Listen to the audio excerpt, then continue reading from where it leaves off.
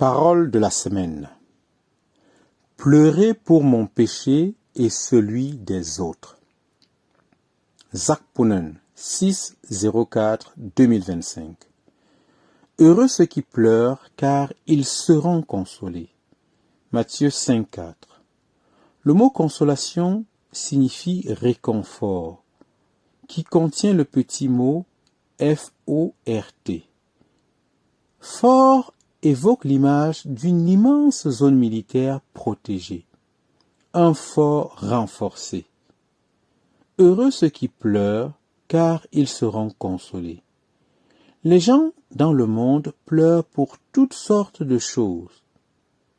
La plupart des gens pleurent à cause d'une perte d'ordre personnel, soit parce qu'ils ont perdu de l'argent, un être cher, leur réputation, soit parce qu'ils ont perdu quelque chose dans ce monde, comme leur dignité, leur position, leur travail, ou toute autre chose de ce genre. Mais Jésus ne parle pas de ce genre de pleurs. Il ne s'agit pas de pleurer parce qu'on est blessé ou pour ses propres chagrins. Jésus n'a jamais pleuré à cause de ses propres chagrins, mais il a pleuré pour ceux des autres. Nous lisons qu'il a pleuré sur Jérusalem, Luc 19-41, et qu'il a pleuré devant la tombe de Lazare, Jean 11-35. Mais il n'a pas pleuré une seule fois à cause de la façon dont les gens le traitaient, qu'il les traitait de diable ou crachait sur son visage. Il n'a jamais pleuré pour lui-même.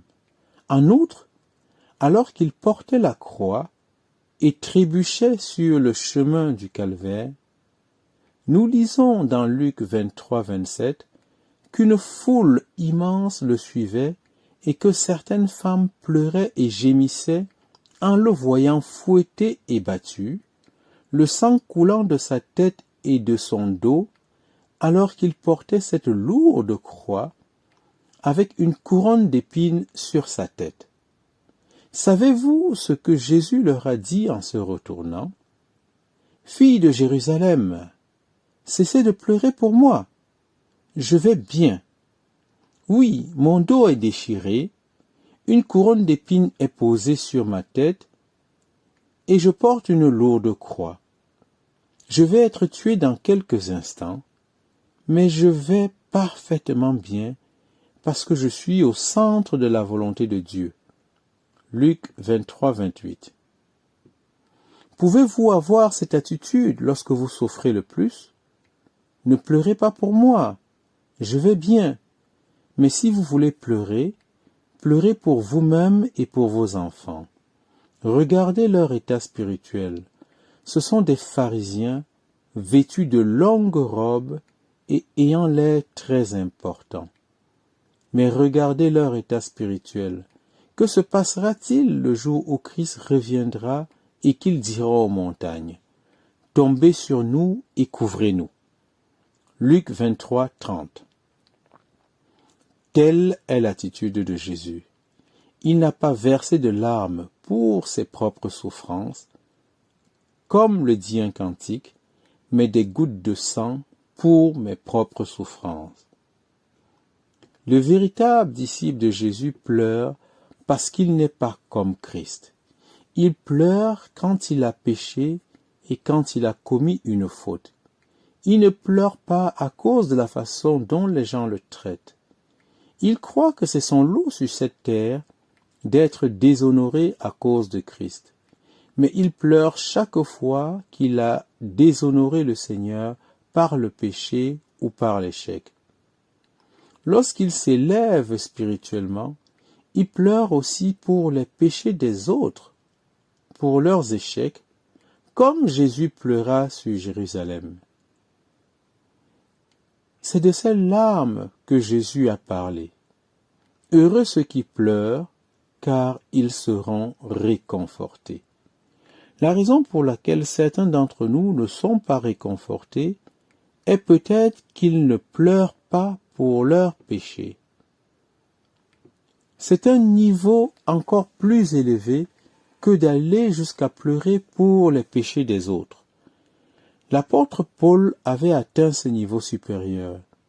Il dit aux Corinthiens qui avaient échoué si lamentablement: « Je crains qu'en venant vers vous, le Seigneur ne m'humilie devant vous. » 2 Corinthiens 12, 21. Pourquoi Dieu devrait-il humilier Paul? Il avait mené une vie si intègre et n'avait conscience d'aucun péché en lui. Mais il dit: « Je crains que je n'aie à pleurer sur plusieurs de ceux qui ont péché précédemment et qui ne se sont pas repentis de l'impureté, de l'impudicité et des dissolutions auxquelles ils se sont livrés. » Il énumère certaines des choses qu'ils avaient au sein de leur Église, verset 20. La jalousie, la colère, les disputes, les calomnies, les commérages, l'arrogance, les troubles, etc. Quand il pensait à tous les péchés de ceux qui se disaient le peuple de Dieu, il pleurait, car il était leur père spirituel. C'est exactement comme si un père terrestre pleurait en voyant son fils très malade. Si le père avait une vision spirituelle, il serait très peiné que son fils s'égare dans la drogue ou les mauvaises habitudes. Paul était un père spirituel pour les Corinthiens.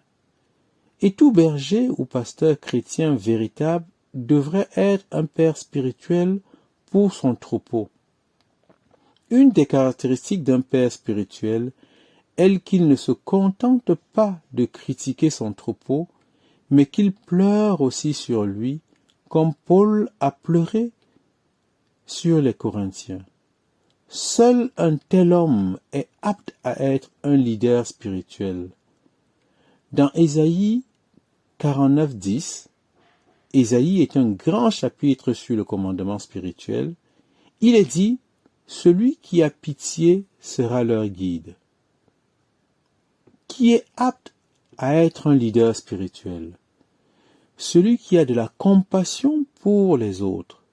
Ainsi, le chagrin dont il est question dans Matthieu 5,4 fait référence au chagrin que l'on ressent pour soi-même, pour ses propres péchés, pour son manque de ressemblance à Christ et au chagrin que l'on ressent pour les autres.